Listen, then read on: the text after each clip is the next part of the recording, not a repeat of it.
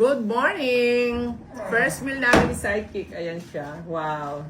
Sobrang busy ng Lolo Sidekick. Siya ang nagluto. Siya nagluto, steak, itlog. Siya pa nag-alaga ng apo. Yes, nag-alaga pa ng apo. Ako nagpatulog. So, tulog na siya ngayon.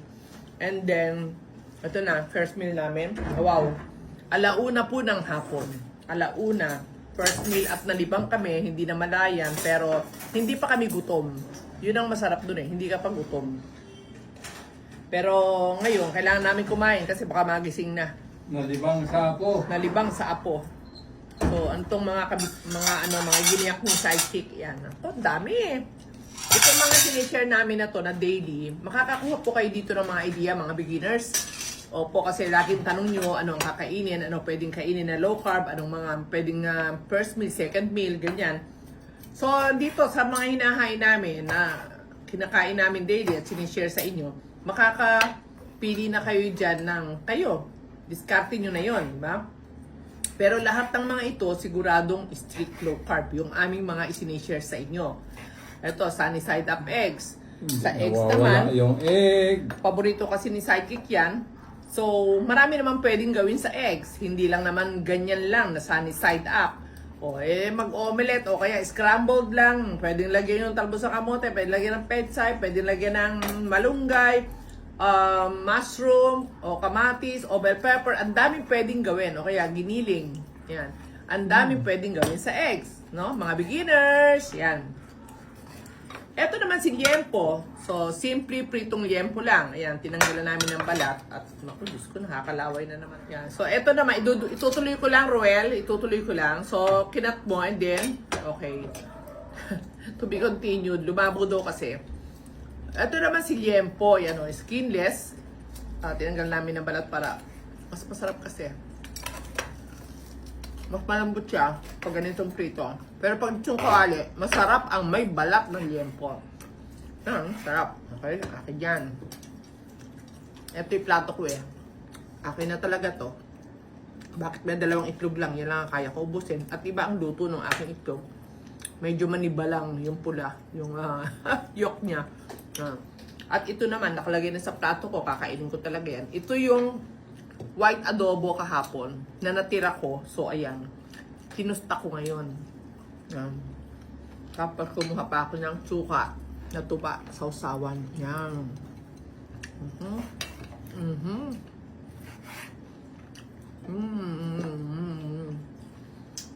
Ito si Iba naman, ang daming taba nun, di ba? Kahapon.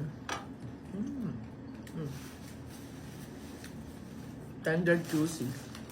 Tender juicy liempo. At tulad nito, diba? Kayo rin natin ng konti mukhang nasunog ni utak. Konti lang. Ayan, tanggalin ng itim-itim. Kakaisaw-saw sa suka. Sarap kaya, diba? Grabe yan, taba kita niyo yung taba.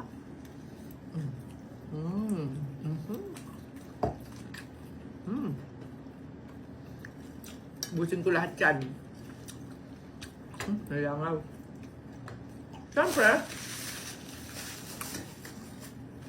nakita mo yung kay Sidekick.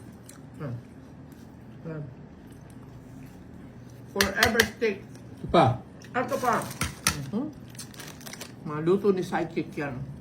Tikman natin.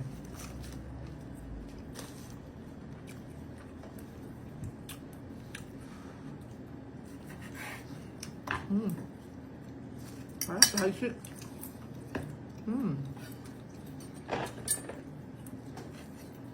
Sampalukan. Meron pa. Ito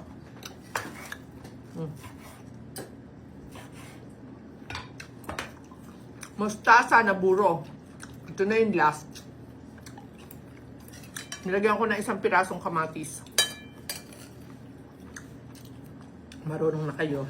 Marunong na tayo niyan. Bawang, sibuyas, isang pirasong kamatis kasi konti lang naman.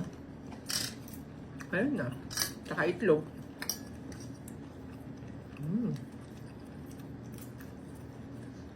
Pwede nyo lagyan ng chilling green, pansigang, or garlic chili kung gusto nyo maanghang.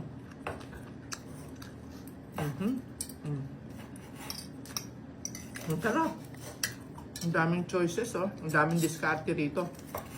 Kasi itong ano, ito, oh. Tulad yan.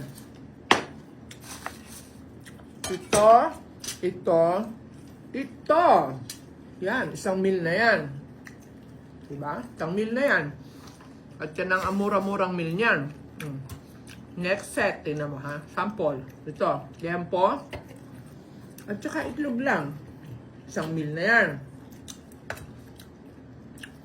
Liempo. Tsaka yung mustasa. Isang meal na yan. Steak. Tsaka dalawang itlog. Isang meal na yan. Ganun karami. Di ba? Ang dali lang dumiskarte.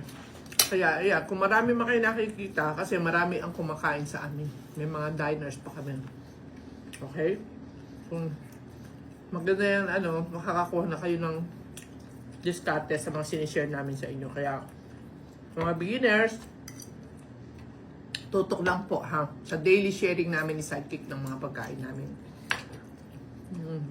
Harap.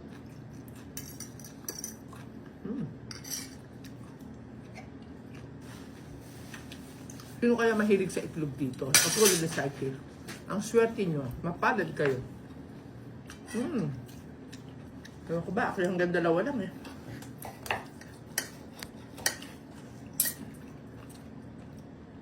May naisip akong menu para sa itlog na may sabaw. Itatry ko, gagawin ko isang araw yun. Na-imagine ko na baka makarami ako. Tinan ko. Alin? Sino mo naubos na niya isang Hindi ako talaga kumain nito ng ng steak. Wala, basta. Ha? Wala. May sinata.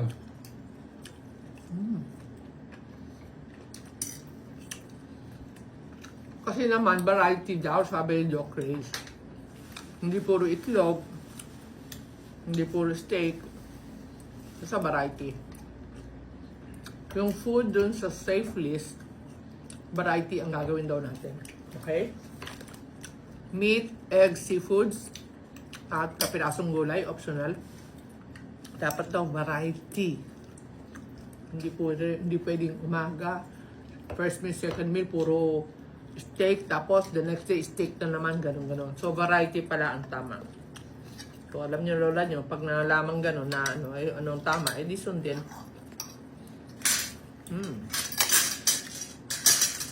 Suka. May itlog, masarap daling.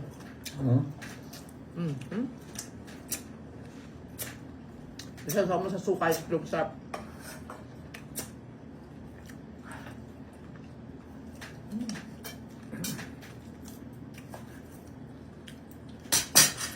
Balat to. Balat pala to. Balat. Kasi na suka.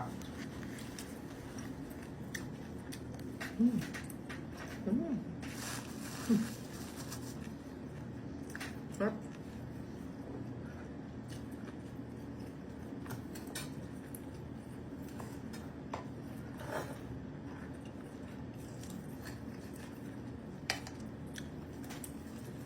Steak and egg sob na siya.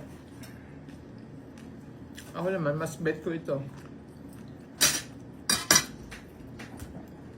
Liempo.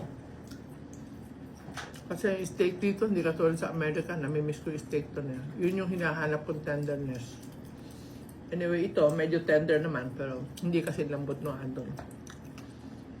Yun lang. Ang daming options sa Ang daming pwedeng low carb food. Hindi ko pa nakakain lahat kung tutuusin. Ang dami. Tingnan nyo sa safe list. Napakarami. Kaya hindi kayo mauubusan ng kakainin. Aralin lang po. At aralin ang nasa safe list ng mga food. Yes. Sarap. Suka.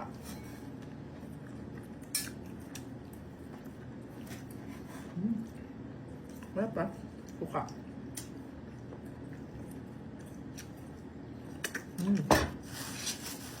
Siyempre, no rice!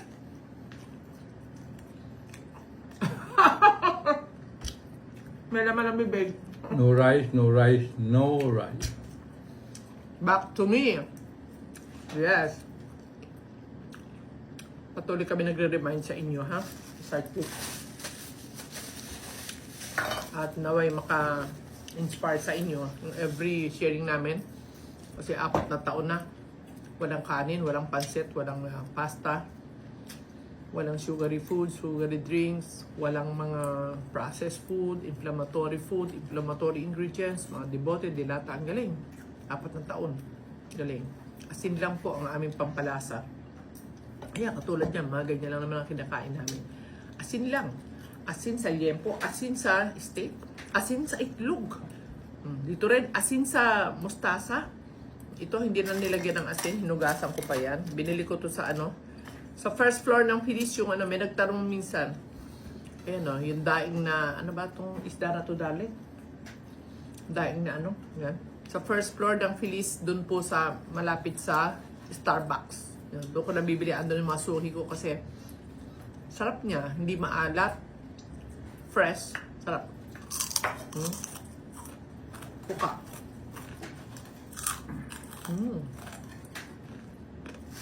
Sige na po, hindi ako makakaunggot ng pagkain pag daldala ka ng daldal. Wala kailangan talagang dumadaldal, nagkukwento sharing kasi. Happy ako na ginagawa yung sharing para sa inyo. Mga beginners, kaya ng lola nyo, kaya nyo rin po yan, ha? Okay po, aralin lang po muna. At doon sa may mga health issues, at meron naman kayong pampa-guide, pambayad, best pa rin siyempre, magpa-guide kayo sa low carb doctor. Okay po? Thank you. Stay strict low carb. God bless po.